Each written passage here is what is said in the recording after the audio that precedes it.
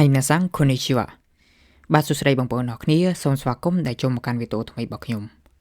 បាទចំពោះថ្ងៃនេះគឺយើងមករៀនវេយ្យាករណ៍លំដាប់ទី6ណាក្នុងមេរៀនទី12អញ្ចឹងវេយ្យាករណ៍មួយនេះគឺជាវេយ្យាករណ៍មេរៀនទី12ចុងក្រោយគេអ្នកគ្នាណាដែលយើងមករៀនអំពី nani ga ichiban ហើយគុណនាម des យើងអ្នកគ្នាពាក្យថា ichiban មានន័យថាជាងគេបំផុតឬក៏បំផុតអីមួយណាអញ្ចឹងវេយ្យាករណ៍មួយនេះយើងអាសាប្រើណាដើម្បីនិយាយរៀបរាប់ឧទាហរណ៍ថាអ្នកគ្នាចូលចិត្តអីចឹងទៅណាមានថាក្នុងចំណោមផ្លែឈើកន្លែងនាមនេះដាក់ក្នុងចំណោមអីមួយណាក្នុងចំណោមផ្លែឈើហើយខ្ញុំចូលចិត្តផ្លែត្រពាំងបាយជូរជាងគេចឹងទៅអញ្ចឹងអ្នកគ្នាចូលមកឧទាហរណ៍របស់ទាំងអស់គ្នាចឹងដំបូងខ្ញុំចង់អ្នកគ្នាមើលគ្រោងវេយ្យាករណ៍ទាំងអស់គ្នាសិនណាចឹងអ្នកគ្នាដោយសារវេយ្យាករណ៍នេះរៀងពិបាកបន្តិចណាសម្រាប់សពនាមសំណួរនៅពេលយើងសួរណាចឹងអ្នកគ្នាកន្លែងនេះមើលគ្រោងរបស់គេខ្ញុំដាក់នាម de ហើយមានឧទាហរណ៍មានសពនាមសំណួរ nani អ្វី dare ណាហើយអ្នកណា doko កន្លែងណា isu ហើយ nani ga ichiban kunonim des ចឹងអ្នកគ្នាកន្លែងនេះគឺយើងពេលដែលបង្កើតប្រយោគសំណួរតើសពនាមសំណួរទាំង4ហ្នឹងយើងគួរតែរើសយកមួយណាចឹងខ្ញុំណែនាំអ្នកគ្នាមួយណាហើយហ្នឹងហើយឥឡូវអ្នកគ្នាមើលឧទាហរណ៍គំរូរបស់ខ្ញុំសិនហើយចឹងអ្នកគ្នាកន្លែងនេះគឺក្នុងចំណោមអីគេហើយក្នុងចំណោមម្ហូបជប៉ុនត្រង់ចឹងក្នុងចំណោមម្ហូបជប៉ុនយើងដាក់ម្ហូបជប៉ុនមុនមកកន្លែងនាមយើងដាក់នាមរួមអីមួយចឹងនីហុងរីយ៉ូរីហើយបរិស័ទដេកហ្នឹងមកហើយចឹងដោយសារតែម្ហូបជប៉ុនហ្នឹងគឺជាវត្ថុណាគឺជាវត្ថុអញ្ចឹងយើងប្រើសព្វនាមសំណួរ nani មានន័យថាអ្វីណាចឹងនីហុងរីយ៉ូរីដេ nani ga ichiban suki desu ka ហើយយើងបានប៉ុណ្ណឹងចឹងនេះយើងដាក់សព្វនាមសំណួរ nani វិញហើយចឹងនេះខ្ញុំចង់សួរថាតើអីគេតើក្នុងចំណោមម្ហូបជប៉ុនអ្នកចូលចិត្តអ្វីជាងគេចឹងពាក្យថាអ្វីនេះគឺ nani ហ្នឹងហើយយើងអាចប្រើ dare doko isu បានទេចឹងនេះចាំគ្រោងវេយ្យាករណ៍ហ្នឹងណាចឹងខ្ញុំបកប្រែបានប៉ុណ្ណឹងគឺថា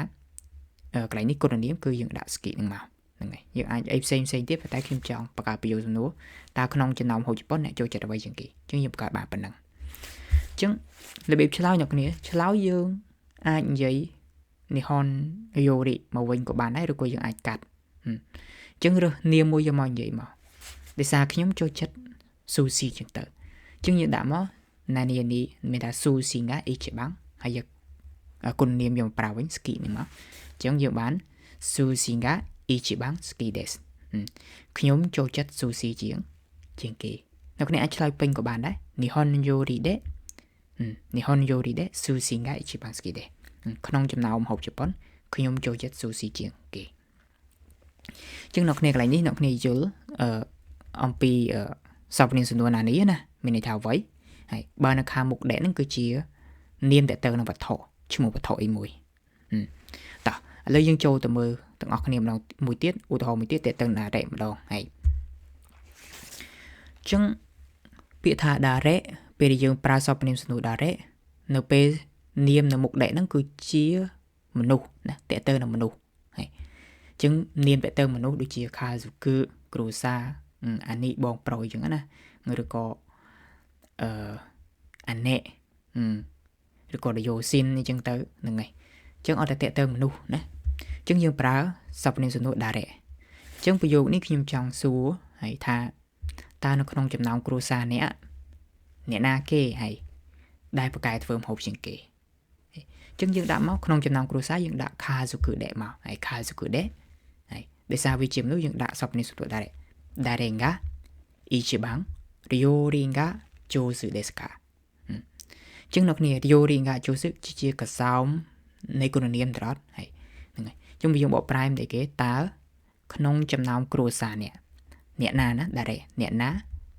ហើយពូកែធ្វើម្ហូបជាងគេហើយichibanពូកែធ្វើម្ហូបជាងគេចឹងខ្ញុំគិតថាអាចថាហាចុះហើយយើងឆ្លើយមក haha ga ichiban josu desu ichiban josu desu ហើយម្ដាយពូកែជាងគេចឹងលេខនេះយើងកាត់តែយើងមិននិយាយយូរីមកវិញទេនិយាយតែចូលសឹកមកគេដឹងហើយ haha ga ichiban josu desu ម្ដាយពូកែជាង ជាងគេកន្លែងហ្នឹងយើងអាចនិយាយ Kazuku ដែរ Haha ga ichiban chosu ដែរក៏បានដែរអាចនិយាយ Kazuku មកវិញក៏បានដែរណាតើអ្នកគ្នាតើអ្នកគ្នាកន្លែងនេះបើសិនជានាមតាក់ទងនឹងគ្រួសារយើងប្រើសព្វនាមសំណួរ direct ហើយ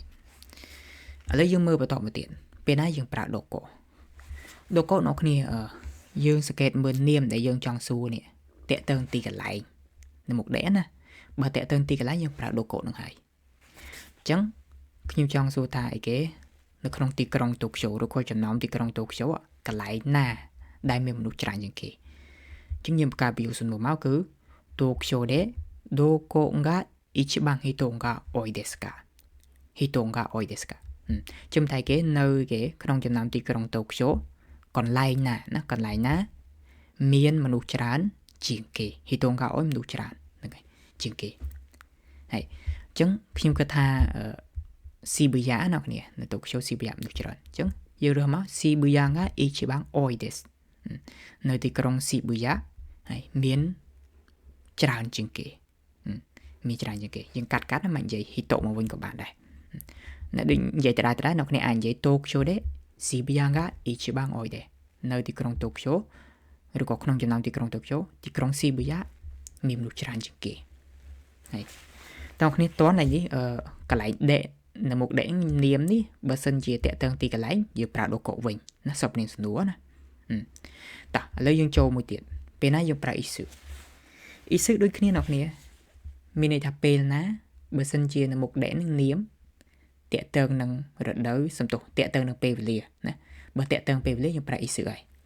អញ្ចឹងខ្ញុំចង់សួរថាក្នុងចំណោមរដូវទាំងអស់អ្នកចូលចិត្តពេលណាជាងគេហើយអញ្ចឹងយើងបានប្រយោគសំណួរអីគេKisetsu de isu ga ichiban suki desu ka អញ្ចឹង Kisetsu ថារដូវគឺក្នុងចំណោមរដូវទាំងអស់ណាគ្នាហ្នឹងឬក៏ក្នុងចំណោមរដូវទាំងអស់អ្នកអីគេតើអ្នកចូលចិត្តពេលណាជាងគេអញ្ចឹងដោយសារពាក្យថារដូវនេះវាតើទៅនឹងពេលវេលាអញ្ចឹងយើងប្រើ isu សព្វនាមសំណួរអញ្ចឹងឧទាហរណ៍ថាខ្ញុំចូលចិត្តរដូវផ្ការីកចុះអញ្ចឹងគេ haru ga ichiban suki desu ហើយអញ្ចឹងមានន័យថា Kisetsu de haru ga ichiban suki desu ក្នុងចំណោមរដូវទាំង4ឬក៏រដូវទាំងអស់ខ្ញុំចូលចិត្តរដូវផ្ការីកជាងគេបាទអញ្ចឹងអ្នកគ្នាវេកូមីនេះរៀងពិបាកដោយសារតែយើងសួរណាក្នុងចំណោមអីមួយអ្នកចូលចិត្តអ្វីជាងគេអ្នកឬក៏អីគេអ្នកណាជាងគេកន្លែងណាជាងគេពេលណាជាងគេអញ្ចឹងណាវារៀងពិបាកហើយអញ្ចឹងខ្ញុំសរុបបងប្អូនឡើងវិញណាហ្នឹងហើយឧទាហរណ៍មាន4ហ្នឹងអញ្ចឹងពេលណាដែលយើងប្រើណានេះហើយនៅពេលដែលនាមនៅខាងមុខវាតេតឹងនឹងនាមតេតឹងឈ្មោះវត្ថុឈ្មោះរបស់អីមួយហើយណាអញ្ចឹងអីគេ Nihon Yori de nani ga ichiban suki desu ka ក្នុងចំណោមហូបជប៉ុនឬក៏ចំណោមហូបជប៉ុនទាំងអស់អ្នកចូលចិត្តអ្វីជាងគេអញ្ចឹង sushi ga ichiban suki de អញ្ចឹងទៅពេលណាដែលយើងប្រើ direct លុះត្រាតែនាមនៅខាងមុខវាតេតឹងនឹងមនុស្សណាអញ្ចឹងមនុស្សគឺ Kazuku ណា Kazuku ក៏តេតើមនុស្សដែរអញ្ចឹង Kazuku ដែរ Darenga Ichiban Ryoringa Chosu desu ka ហើយអញ្ចឹងក្នុងចំណោមគ្រួសារនេះតើអ្នកណាបកែធ្វើម្ហូបជាងគេអញ្ចឹងអាចថា Hahanga Ichiban Chosu desu អញ្ចឹងទៅម្ដាយបកែជាងគេអញ្ចឹងទៅណាហើយសាំងបាំងពេលណាយើងប្រើ doko នៅពេលដែលនាមខាងមុខតេតើទីកន្លែងហើយ Tokyo de doko ga ichiban hito ga oi desu ka នៅក្នុងទីក្រុងតូក្យូតើកន្លែងណាមានមនុស្សច្រើនជាងគេអញ្ចឹងដូចមិញហ្នឹងគឺ Shibuya ga ichiban oi desu ហើយពេលណាដែលយើងប្រើ isu ដោយសារនៅនាមនៅខាងមុខវាដែលយើងចង់សួរតើតើនឹងពេលវេលាអញ្ចឹង Kisetsu រដូវកាលក៏ពេលវេលាអ្នកគ្នាអញ្ចឹង Kisetsu ដែរ isu ga ichiban suki desu ka ណាក្នុងចំណោមរដូវទាំងអស់តើអ្នកចូលចិត្តពេលណាហើយអញ្ចឹង haru ga ichiban suki desu ដូចយើងបង្កើតមិញណាគឺខ្ញុំចូលចិត្តរដូវផ្ការីកជាងគេចឹងអ្នកនេះកន្លែងនេះអាច screenshot ទុកទៅដើម្បីចម្លងចូលសភៅចឹងណាហើយបន្តមកទៀតណាខ្ញុំចង់អ្នកនេះផ្ដោតទៅលើលំហាត់នេះបន្តិចអ្នកនេះខ្ញុំចង់អ្នកនេះរើសតើយើងត្រូវបំពេញសព្វនាមសំណួរអីគេពី1ដល់5ហ្នឹងណាមានណានី dare doko isu អ្នកនេះបំពេញដាក់អីគេកន្លែងហ្នឹងណាអ្នកនេះអានតិចមកហើយបំពេញតិចមកហើយឥឡូវចុចវីដេអូជប់ហើយចាប់ផ្ដើមធ្វើ ខ្ញុំសង្ឃឹមអ្នកគ្នាបានធ្វើហើយឥឡូវយើងឆែកចម្លើយទាំងអស់គ្នាមកណាហើយអញ្ចឹងទី1យើងប្រើណានេះនៅពេលដែលយើងប្រើណានេះដោយសារនៅខាងមុខវាជានាមឈ្មោះរបស់អីមួយឈ្មោះវត្ថុអីមួយចឹងអីគេអូកាសាំងណូរីយ៉ូរីណារីយ៉ូរីជាម្ហូបណាអូកាសាំងណូរីយ៉ូរីដែរណានីង៉ាអ៊ីជីបាំងអុយស៊ីですかចឹងមានន័យថាក្នុ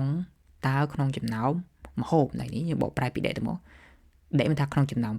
ម្ហូបរបស់ម្ដាយនេះហើយតើអីគេអុយស៊ីតើអ្វីណានេះអ្វីដែលឆ្ងាញ់ជាងគេចឹងខ្ញុំគិតថាអាចថាカレーចុះណាហើយចឹងカレーが一番美味しいですហើយម្ហូបការីឆ្ងាញ់ជាងគេចឹងទៅតោះនេះបាំងក្នុងចំណោមរដូវចឹងពាក្យថារដូវនេះគឺយើងប្រើអ៊ីស៊ឺនឹងហើយណាសព្វនាមសំណួរចឹងគីស៊ឺស៊ឺដេអ៊ីស៊ឺが一番涼しいですかណាចឹងស៊ឺស៊ីមថាត្រជាក់ស្រួលចឹងក្នុងចំណោមរដូវទាំងអស់តើពេលណាត្រជាក់ស្រួលជាងគេខ្ញុំគិតថាអាគិអ្នកគ្នាហ្នឹងហើយអាគីが一番涼しいです涼しいですណាចឹងរដូវស្លឹកឈើជ្រុះត្រជាក់ស្រួលជាងគេហើយចឹងនេះនីហុងចឹងប្រទេសជប៉ុនគឺជាទីកន្លែងអញ្ចឹងកន្លែងនេះយើងប្រើដូកូហ្នឹងហើយចឹងនីហុនដេដូកូが一番寒いですかមានតែគេតើនៅក្នុងប្រទេសជប៉ុនដូកូកន្លែងណាដែលត្រជាក់ជាងគេឬក៏រងាជាងគេគឺហុកកៃដូអ្នកគ្នាអញ្ចឹងហុកកៃដូが一番寒いですហើយអញ្ចឹងហុកកៃដូឬក៏កោះហុកកៃដូគឺត្រជាក់ឬក៏រងាខ្លាំងជាងគេនេះកោះហុកកៃដូកន្លែងនេះអ្នកគ្នាតោះយ៉ុងបាំងនេះដោយសារតែពាក្យខាស៊ូកឹគ្រួសារអញ្ចឹងយើងប្រើគ្រួសារតែទៅមនុស្សហើយអញ្ចឹងយើងប្រើសព្វនាមសំណួរដារ៉េអញ្ចឹងខាស៊ូកឹដេដារ៉េが一番面白いですか面白いមានថាគួរចាប់អារម្មណ៍ឬក៏កំ pl ែងក៏បានដែរមានន័យថាតើក្នុងចំណោមគ្រួសារអ្នកដារ៉េអ្នកណាដែលកំ pl ែងជាងគេឬក៏គួរចាប់អារម្មណ៍ជាងគេកំ pl ែងអ្នកគ្នាលេងសើចណា面白いហ្នឹងអញ្ចឹងមកអូតូតូが一番面白いですណាអូតូតូមានថាប្អូនប្រុសខ្ញុំកំ pl ែងជាងគេឬក៏គួរចាប់អារម្មណ៍ជាងគេហ្នឹងទៅហើយកន្លែងនេះអ៊ីឈីណេងខ្ញុំដាក់អ៊ីឈីណេងគឺតេតើងពេលវេលាត្រត់យើងប្រើអ៊ីស៊ឺហ្នឹងហើយជាងគេអ៊ីឈីណេងដេអ៊ីស៊ឺが一番寒いですかតើនៅក្នុងមួយឆ្នាំអ្នកនេះអ៊ីឈីណេងគឺមួយឆ្នាំតើក្នុងរយៈពេលមួយឆ្នាំពេលណាដែលល្ងាជាងគេឬក៏ត្រជាក់ជាងគេអញ្ចឹងខ្ញុំគិតថាខែ1អ្នកនេះអញ្ចឹងខែ1ហើយអញ្ចឹង1月が一番寒いです1月が一番寒いですខែ1ត្រជាក់ជាងគេតោះអញ្ចឹងអ្នកគ្នាវេយ្យាករណ៍មួយហ្នឹងសំខាន់អ្នកគ្នាអញ្ចឹងវាពិបាកបន្តិចនៅពេលដែលយើងគេឲ្យយើងរើសណាបំពេញណាពេលអ្នកគ្នាធ្វើលំហាត់សពនាមសំណួរទាំង4ហ្នឹងតើយើងគួរបំពេញបែបណាគឺអ្នកគ្នាមើលនាមខាងមុខគេហើយយើងចេះបកប្រែផងដេកមិនថាក្នុងចំណោមអីមួយណាហើយអញ្ចឹងបន្ទាប់ពីយើងរៀនចប់ហើយឥឡូវខ្ញុំណែនាំគ្នាទៅធ្វើបន្ថែមទៀតដល់អ្នកគ្នាចង់ច្បាស់ណាយើងរៀន SUA ក្នុងសៀវភៅមានណានៅហុងកូចំណុចទី5អ្នកគ្នាអានឡើងវិញមកណាហើយអានឡើងវិញទៅនឹងចាំពាក្យហើយបើយើងអត់អានទេគឺខ្សោយក្នុងការចងចាំពាក្យហើយយើងហើយណាមួយរំលឹកវេយ្យាករណ៍យើងឡើងវិញផងហើយរៀន SUA ចំណុច5ហើយរៀន SUB ចំណុច7ណាអ្នកគ្នាអាចធ្វើបានណាឬក៏អាចធ្វើក្នុងវីដេអូនឹងតែម្ដងក៏បានដែរហើយខ្ញុំលើកទឹកចិត្តអ្នកគ្នាធ្វើណាហើយព្រោះបើយើងរៀនហើយយើងអាចអនុវត្តគឺអត់ងាយចេះទេហើយមួយទៀតគឺ range C ចំណុច3ណាអ្នកគ្នាជំនួសមកហ្នឹងហើយអានឧទាហរណ៍គេយល់មកហើយពេលណាជំនួសពេលណាអញ្ចឹងណាហើយកន្លែងបន្ទាប់ហ្នឹងគេឲ្យយើងជំនួសហើយហ្នឹងហើយអញ្ចឹងឧទាហរណ៍ខាងក្រោមមានទី1និងទី2ដែរអញ្ចឹងអ្នកគ្នាធ្វើបាន2លើក